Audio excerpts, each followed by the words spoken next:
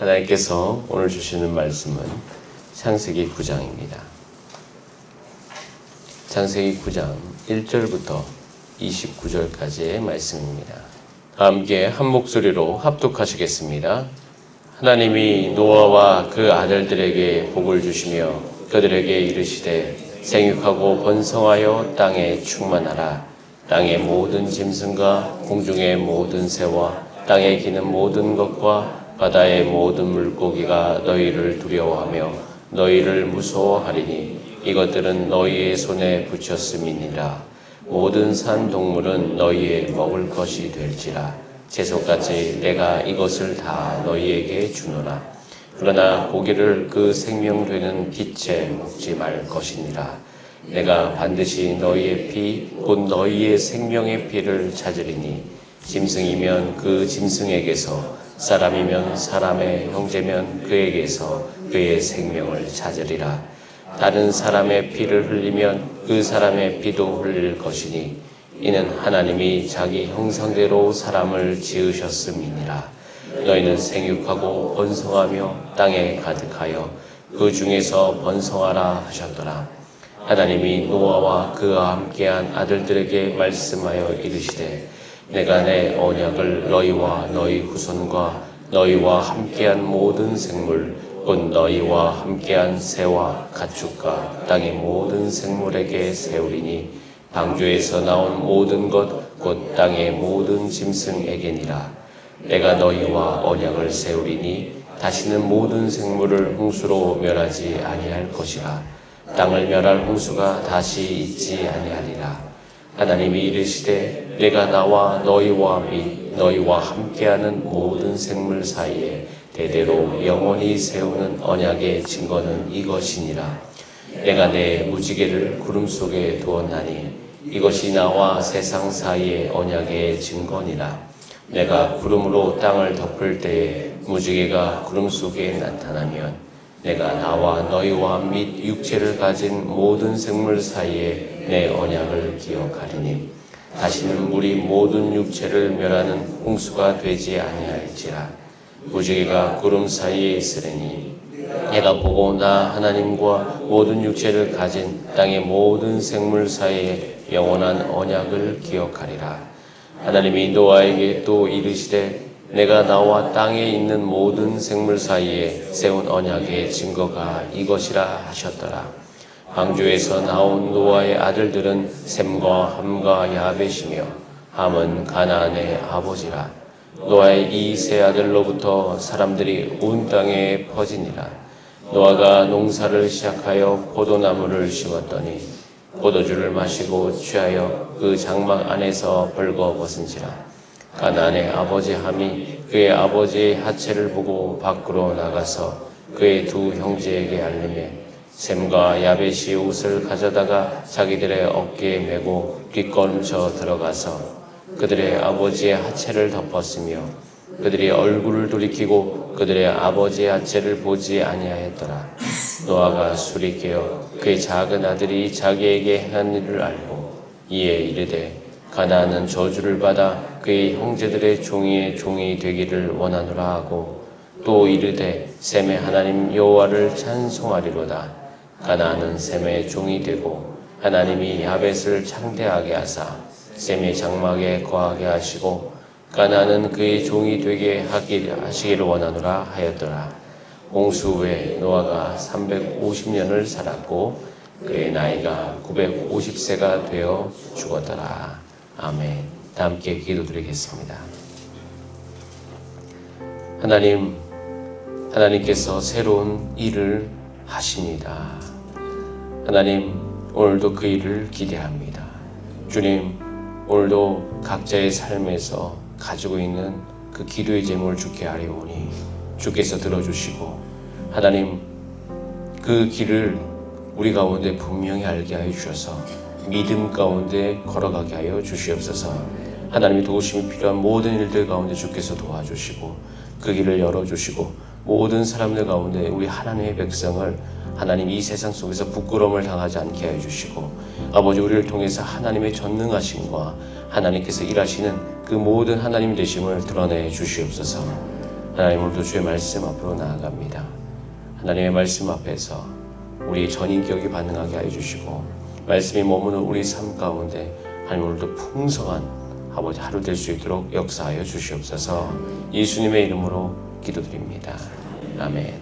오늘 함께 읽은 본문 말씀으로 내 언약을 세우리니 라는 제목으로 하나님의 말씀 나누겠습니다.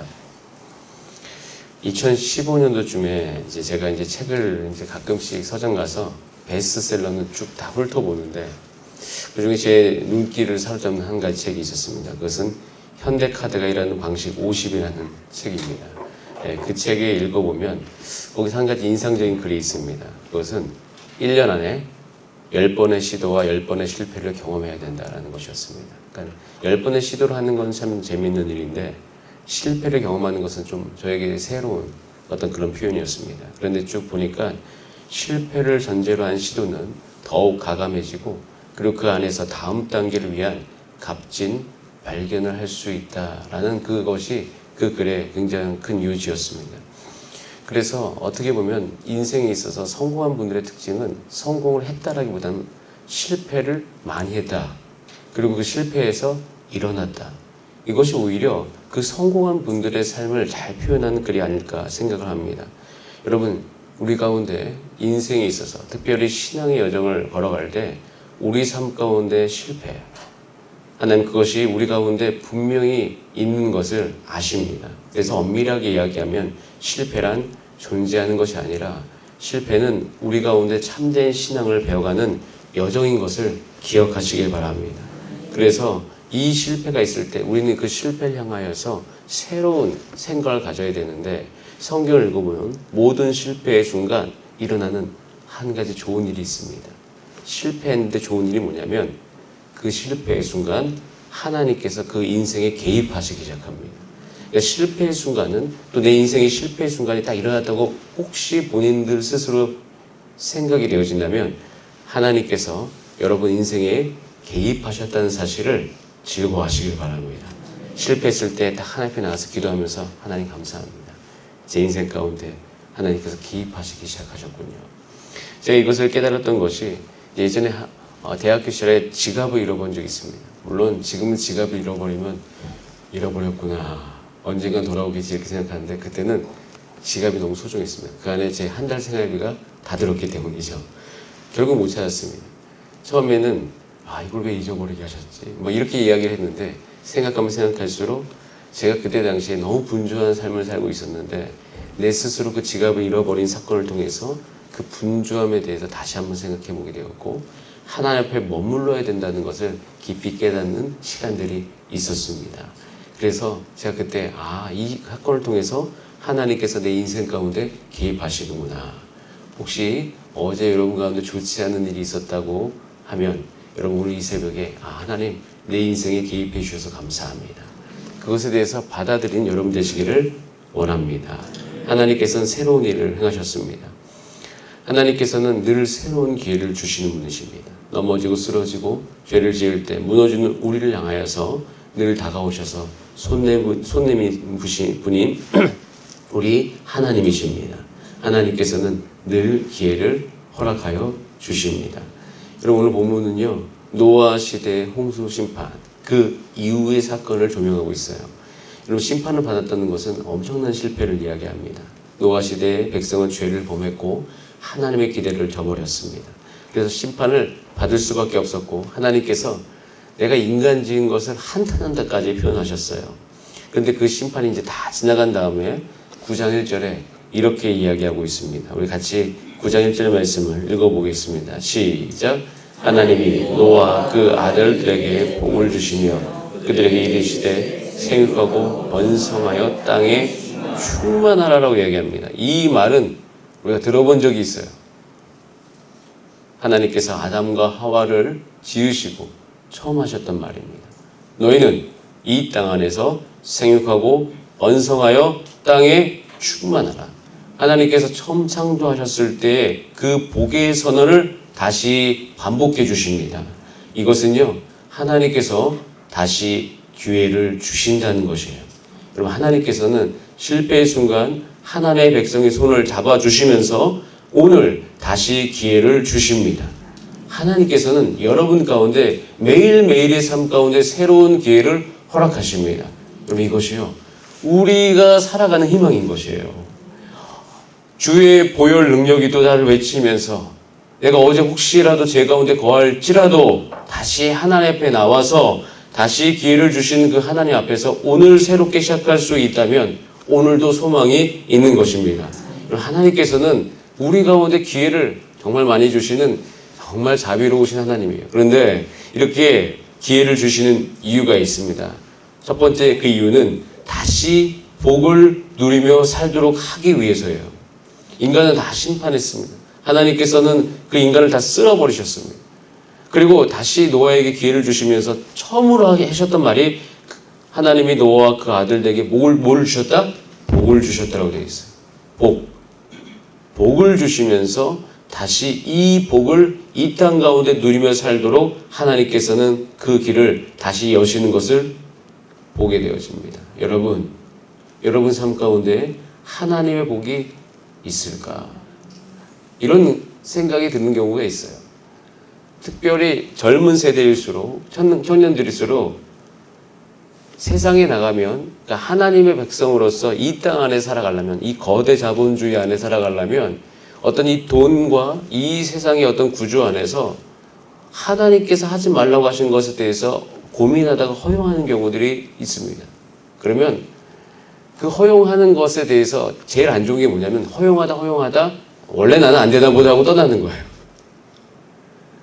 그때 기억해야 될 게 있어요. 하나님이 다시 기회를 주신다는 거.